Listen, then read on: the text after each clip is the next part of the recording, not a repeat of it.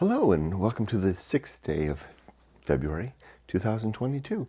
My name is Kurt and this is my Good Life meditation.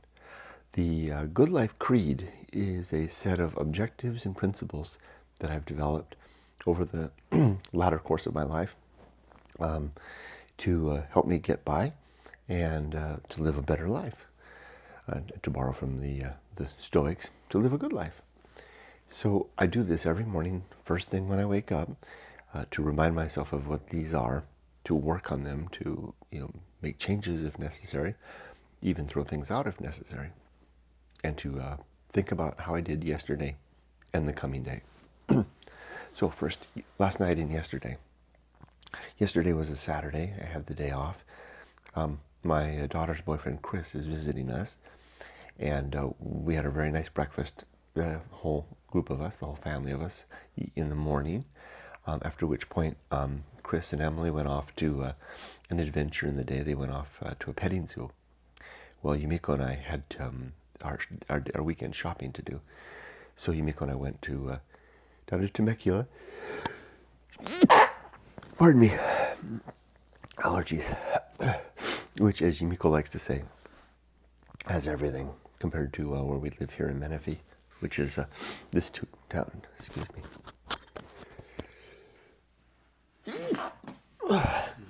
Pardon me again.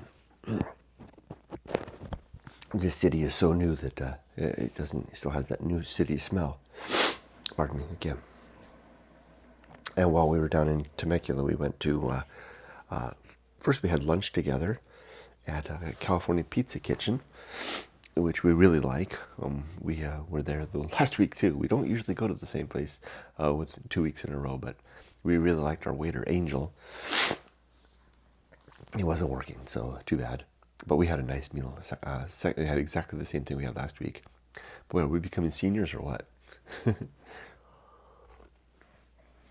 then after that, we did our shopping at Trader Joe's. Oh, we also went to what was it? Oh, Hobby Lobby. Yes, to look for some things.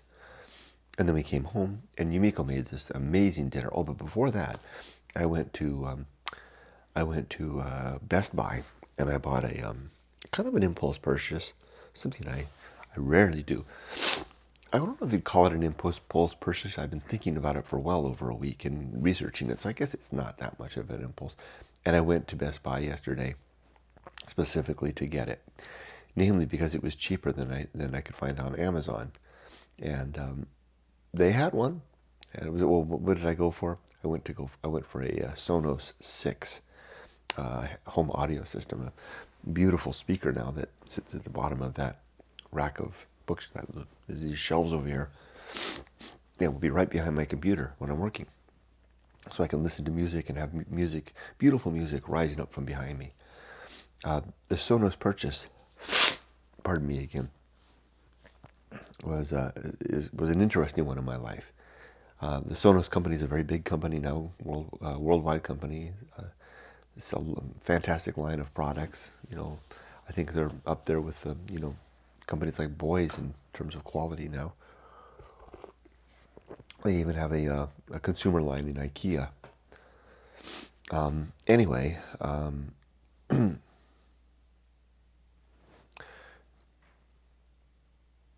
I was there when it started, when Sonos was just a twinkle in its founder's eyes. A gentleman named John McFarlane, who is some years younger than me, and I was one of his employees. I think I was employee number 20, in fact, for his first company, Software.com, which later became OpenWave Systems, and which today still serves a large portion of the world's email on their email software. And I was the support person initially, and then a trainer, and then I became a course developer, their lead course developer, in fact, at the time, for their email MX products. And I also worked on the Post.Office product as well. Anyway, I'm way off target. I think it was around 1993, and the company had just moved out of the basement of a bookstore to an office just above Something's Fishy, the Japanese restaurant, on Lower State Street in Santa Barbara, California. And on Fridays, it was common for us to go out on the balcony that looked over State Street and have beers. And I remember one evening, a warm Friday evening, I was standing on the balcony with a beer. In my office, I really had the best seat in the house, so to speak. I really did. Come to think of it, my desk was a window desk looking out over State Street, so right next to it was the balcony. And that balcony's still here today. I saw it last year when I visited Santa Barbara. Up on the balcony there, we were having beers. There was like a little case thing full of beers and ice. And I remember leaning against the rail, and there was a group of us, maybe 3 or 4 of us, standing there looking over the rail and talking. And John McFarlane was there with us. And we were talking about the internet in the future. And at one point, John said that someday he wanted to take on the problem of high quality home audio. And he believed that he could make use of then emerging internet technologies to have speakers throughout the house and link them all together wirelessly and have a beautiful acoustic home experience. Excuse me again. Founded on high quality audio, which existed at that time. Excuse me. And enabled through the technology that was just emerging then. And I remember that was kind of just a passing comment, but that memory his comment lodged in my mind as we stood there above State Street watching the Friday night unfold. And here we are, what would that be, 93? 30 years later? Yeah. Couldn't have been 93. Couldn't have. Could it have been? Could it have been 93? Maybe 95? I can't remember. I must have the dates wrong.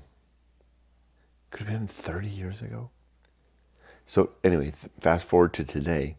That company is a global company selling high quality products, revolutionizing the home audio industry.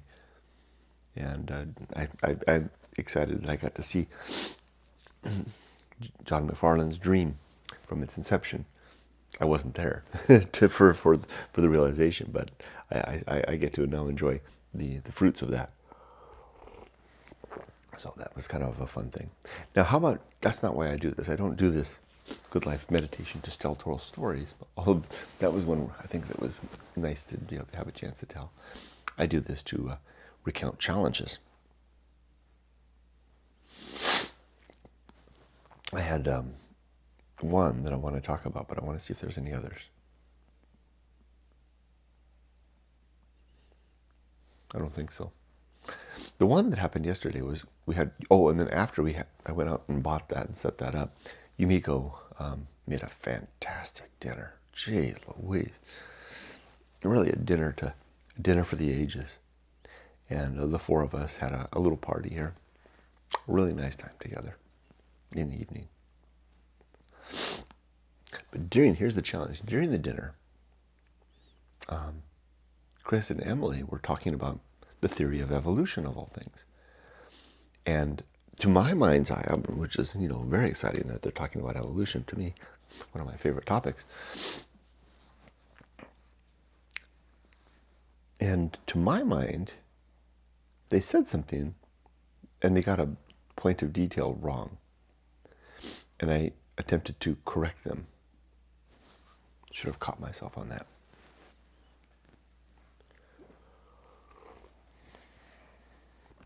There was absolutely no reason at all to correct that point.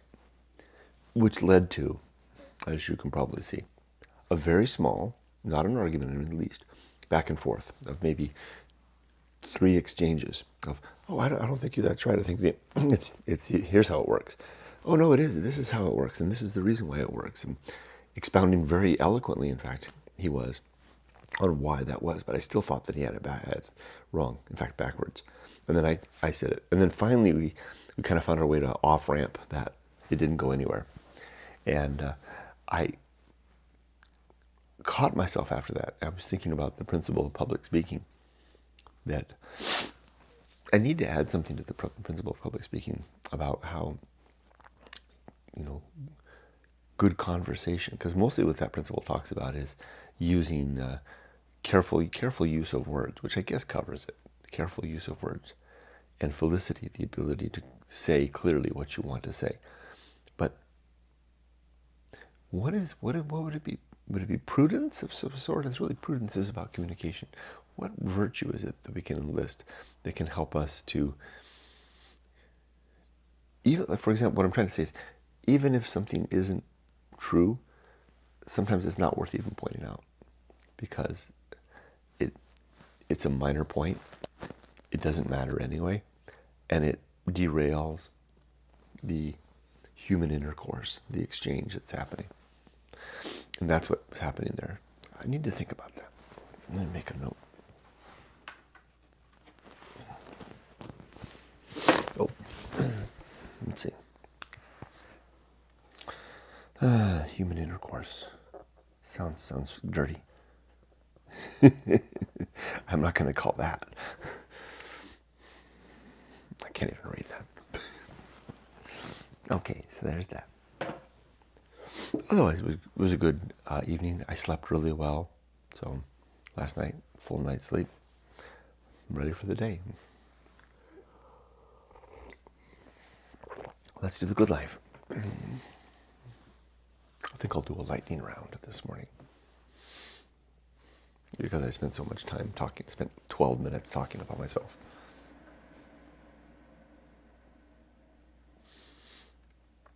Seven objectives. Number 1 is to be always ready to die. Number 2 is to make good and effective use of my time. 3 is to develop and maintain good and sound life principles. 4 is to cultivate good emotional reactions. 5 is to perform good actions. 6 is to recognize true limits and true opportunity. And 7 is to just do one thing at a time, and to always do that thing slowly.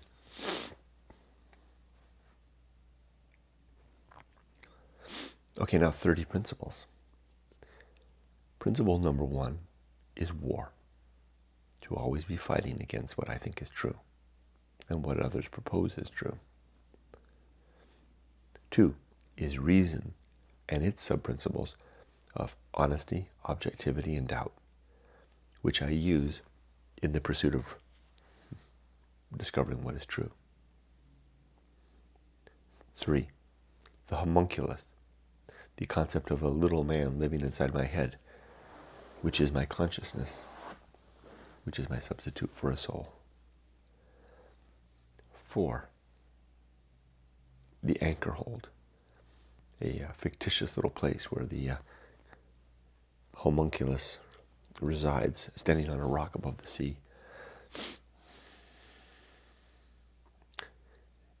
Doing everything possible to live well. Next is the home of good and evil, a catalog of right and wrong that resides in my skull, which is within the brain of thinking creatures, is where good and bad really reside. It's not out there. There's no good or bad in the stars.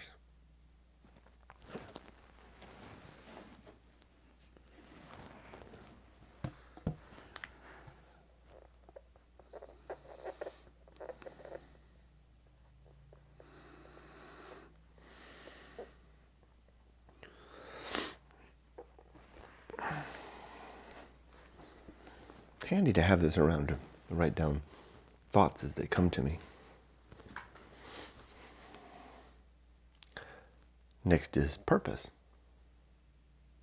My purpose are to have a child, to raise her to adulthood, and to be there for the rest of my life, to help out, to live a virtuous life, and to pursue my mission, which at this point in my life is the promotion of my book, Going Alone, which lists these 7 objectives and 30 principles and shares the story, the context in which they were, the need arose to have them, and how I put them together, kind of, not really. And really, it's really more the story of how these objectives and principles are the answer to an important question that I discovered by going alone. Next is the atomic principle. Everything is made of little pieces, as Lucretius would say. Atoms and void. Next is the principle of nature. Everything has some particular nature, and it's good to recognize what that is. Like it's the nature of people with an opinion to be opinionated and to enter into social exchange to further their opinion, to promote and support their opinion, as I did last night. And sometimes that's not necessary. That's another nature too. Sometimes it's the nature of good human communication in society to just let things be.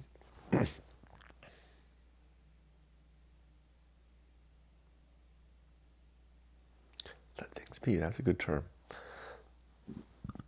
Pardon me.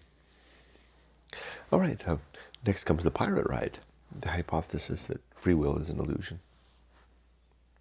And then maturity, and the sub-principles of wisdom and fortitude, because we are mature when we wisely remember our experiences and have the strength to avoid our mistakes and further what works. Social principle, we're social creatures, you and I. We need each other. Maybe I can add a sub-principle here of harmony. How about that? What if this thing I was talking about with the evolution thing isn't a matter of communication, but it's a matter of it's a social principle. So I'll add social principle, and then below that, harmony. That might do the job.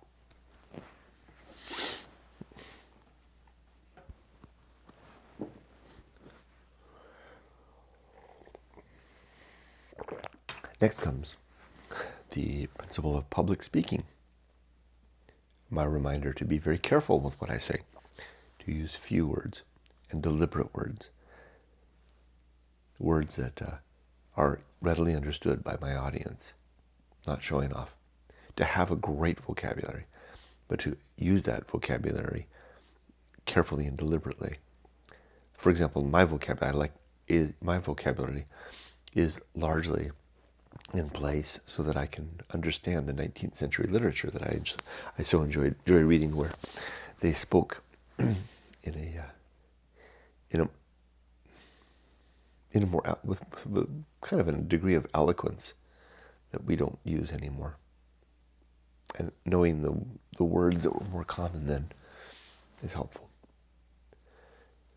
The last part of public speaking is to remind myself not to gossip.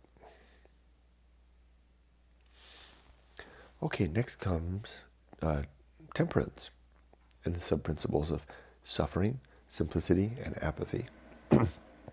Because when we live a temperate life, a life of controlled consumption, we suffer a little when we deny ourselves what we want. And such a life is simple. And we use apathy to disconnect ourselves from the things that are outside of our control, which is a form of temperance. Next comes the horror show. My reminder that life is a horror show, chock full of terror, terrible things, just awful, going on every day, all around us and to us. And ultimately, to every one of us, the horror of death. If we view it that way, we'll rise. Maybe we won't know that horror for long, or maybe it'll drag out forever, seemingly. I don't tell myself of the horror show to enjoy any reflection on it, but to remind myself of its fact, because I need to be on the alert and to stand ready to help. Next comes that which must be borne. Borne. That which must be carried. And we have to carry things like our responsibility, our commitments to our spouse, the tough job that we have to undertake, especially if we have those that depend on us, and various and sundry other things that are the things of life that we have to carry. Also, the fact and the factor of the horror show being part of our life.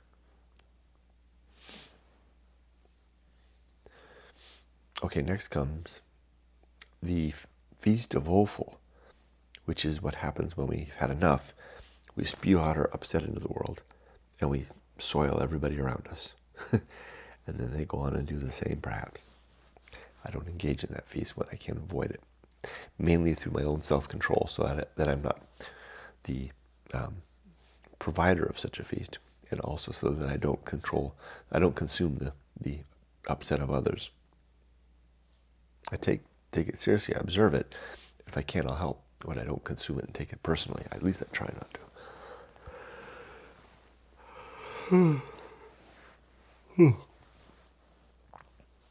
Excuse me. More coffee.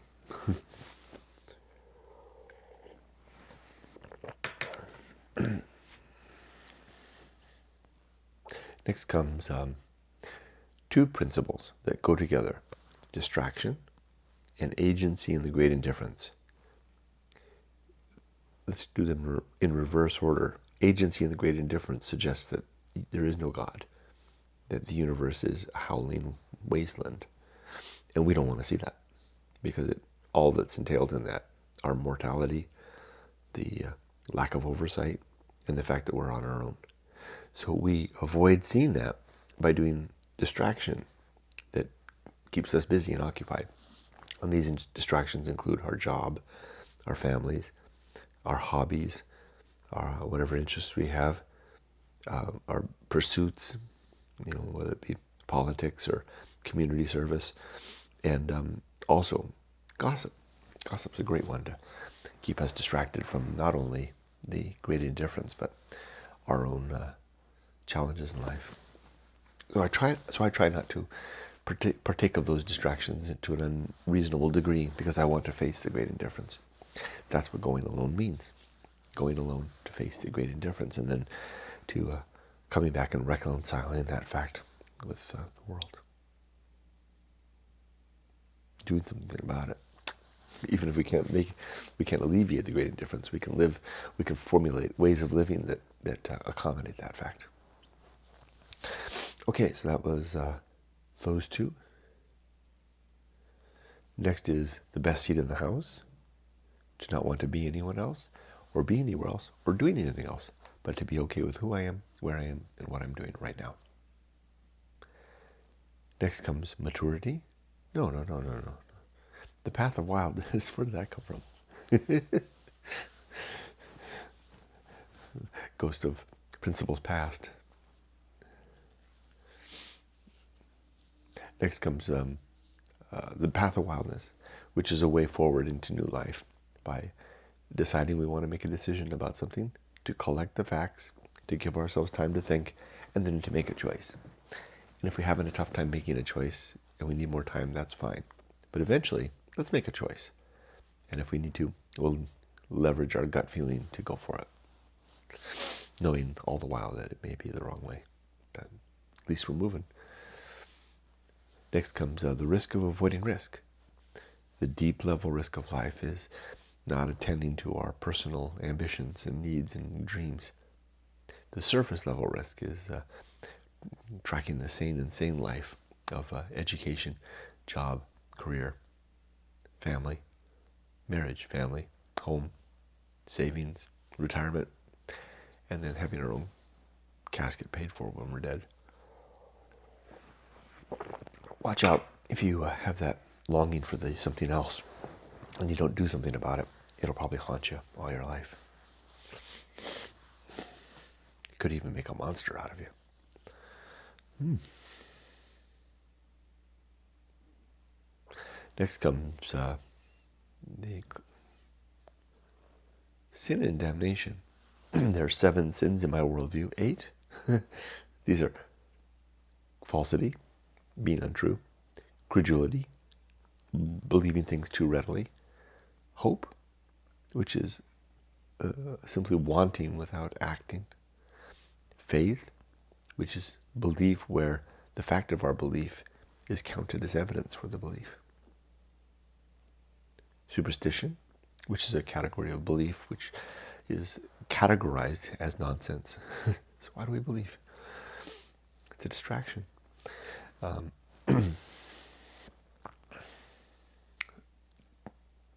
Authority, where we believe because someone who seems to know what they're talking about tells us that that they're right.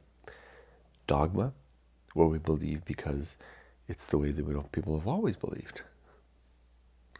And then gossip, which isn't part of this type of belief, but it's a sin of communication. The consequence of these sins is damnation in the here and now, as we live a damned life of believing things that are not true and soiling ourselves and others through gossip. Complete oblivion is next.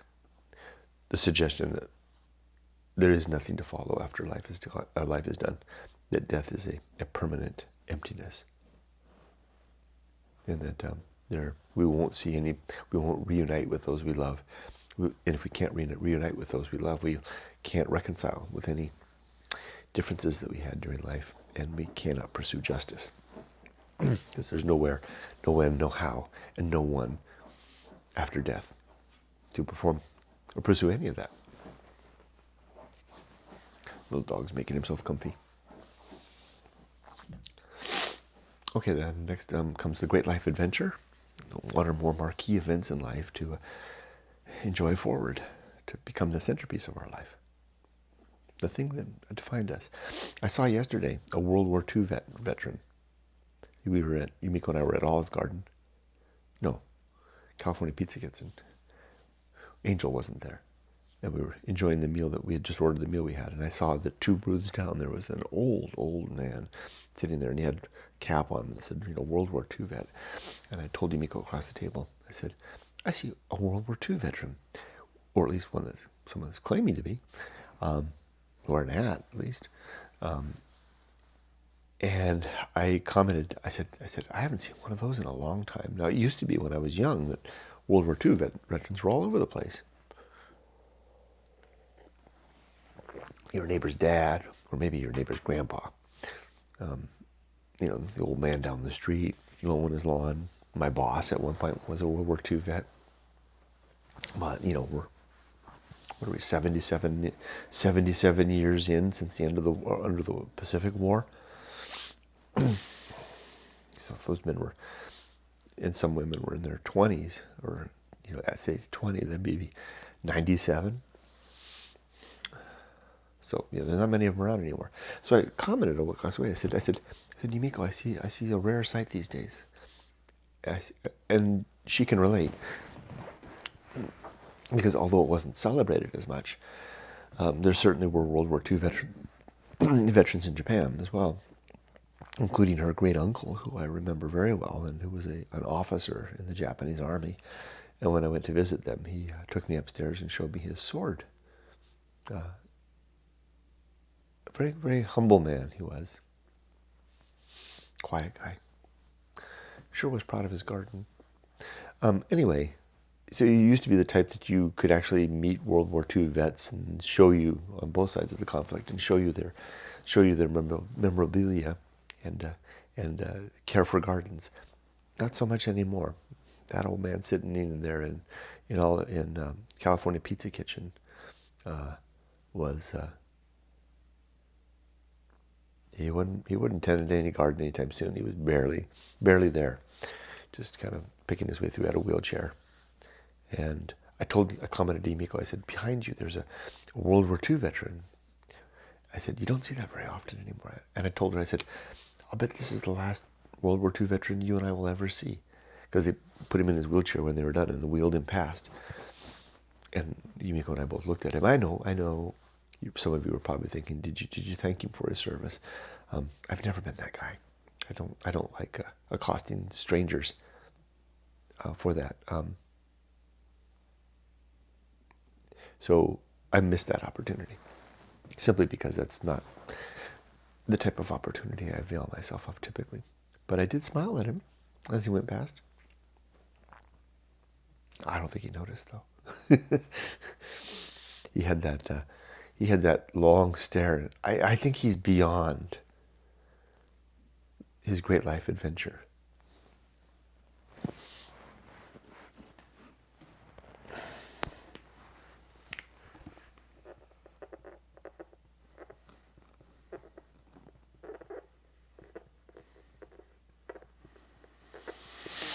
Well, that's a heavy-duty thought right there, if I do say so myself. I talk about the great life adventure being the centerpiece of one's life, the thing that happens that kind of defines one. And being a man that would wear a World War II veteran hat, right? Either maybe his son, the period he was with his son, or maybe his grandson, were taking his grandson and granddaughter. There was a younger couple that were taking on. They were quite senior themselves, not of his caliber, not of his generation. So I don't know who made and put the cap on him. If it was him, that's an illustration of what I mean about the great life adventure, right? For a lot of World War II veterans, I don't know a lot, but some of them that I remember, the fact of having served in World War II was the centerpiece thing in their life. I mean, you get others in other wars too, and from other wars as well, other conflicts, and as well as people who just the fact that they were in the service, or a police officer, or a fireman, or whatever kind of a distinguished service that they did, it becomes their centerpiece thing. You'll see trucks with, license plate. I don't know why it's usually trucks. It says, Semper Fi or U.S. Marines or, whatever. Or even they'll capitalize on the great life adventure of their children. My son is in the Air Force or something like that. The point I'm trying to make here is that becomes part and parcel of who they are.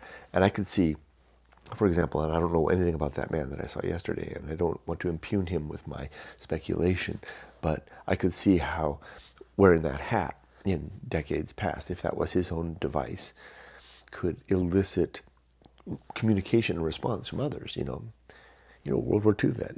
People thanking him for his service everywhere, buying him. I'm sure, although he certainly wasn't after anybody buying him a cup of coffee, but I could see people doing that kind of thing. Especially in a community like where I live now, where military service is like holiness almost. We're right next to an Air Force base. Ground zero. Anyway, point I'm trying to, in a very belabored way, get to, was that as they wheeled him past me, and he had the same look on his face, because he was next booth laying over. Waitresses and waiters walk up here. He was the next lane over, sitting in the booth, looking my way, and I was keeping an eye on him.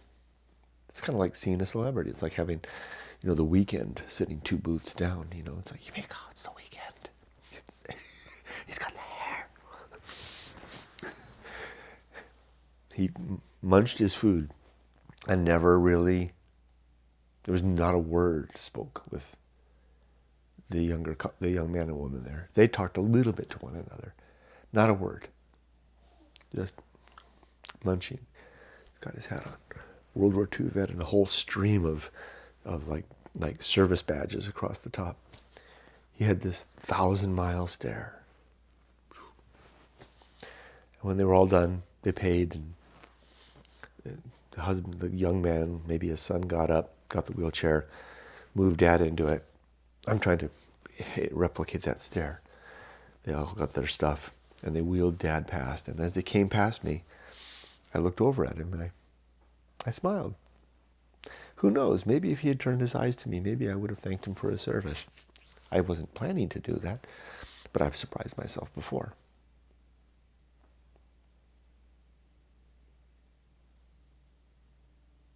Not a look. That same 1,000-mile stare. Maybe more than 1,000-mile stare. Maybe 1,000,000-mile stare. He was, and I'm just speculating. I'm going to speculate that he was beyond his great life adventure. What didn't matter anymore.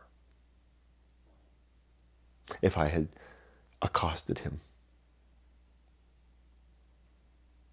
stopped them in their tracks, or just tried to catch his attention to thank him for his service, maybe he would have turned his head and acknowledged me. I'm sure his family would have said something. I kind of wish I had.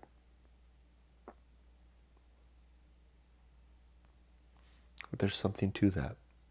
He was beyond his great life adventure, the thing that may have defined his life, so much so that he wore it literally, if not on his sleeve, on his head, into his daughterage. But he was beyond that now. Beyond all this stuff. Such a thing as, like I said earlier, where the disagreement I had with my daughter and her boyfriend about the definition of some terms related to the theory of evolution, which would have seemed so trivial to a man like that or a woman like that, someone so far, wow. Was he? No, I'm.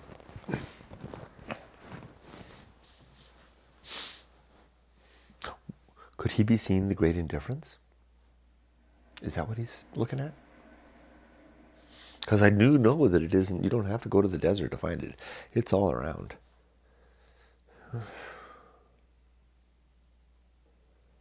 I knew at the moment we were sitting there that there was something to that. The angel wasn't there to attend us, much as we love him, after a single experience. Yeah, there was something very significant going on. For me, at least, for the way I like to think of things. Okay, so the next part, the next principle is the season of philosophy, which is a time to record what we've learned along the way. And it's more and more, it's funny, I think I'm doing that more and more through these videos, which is a shame because they'll just get lost in the clutter of daily. If I keep this up for years and years and years, no one will ever find this video. But it's of interest to me. So the season of philosophy simply says that when the time comes to, when the muse whispers in our ear, we better write it down. Otherwise it'll be gone. Or record it like this. Closing in on the end. Bullseye aim. Striving for the mark and usually missing. It's okay. Uphill climb. Chug, chug, chug. Don't forget to look at the view. Arena and utility. Life is this venue where we live our lives and we exercise our principles and objectives and develop them and try to live well. Nothing is enough. I'll take less. But sometimes nothing isn't enough. Like, I bought this, but I'm going to buy 2 more. I'm going to buy, that's the Sonos 5. I'm going to buy 2 Sonos 1s and place them here and here. I'm going to sit in this chair and get real surround. Boy, the Pink Floyd is going to be good then. And then finally, the principle of fun. Just a reminder to enjoy life along the way, not all this damn serious stuff all the damn time. Okay, so that's my good life creed. I said I was going to do it fast, but I went long. That's okay. That's the reason I do it. To take it as it comes. So the next thing is talk about the coming day. Today we're going to go to San Gorgonio and take the cable car all the way to the top, the 4 of us. But when Yumiko came to bed last night, she said she wasn't feeling so good. So we'll see how she feels. We might have to take a rain check on that. Well, that's it. That's my good life meditation. I wish you all the best. Please remember to be safe, but not too safe. Take care for now.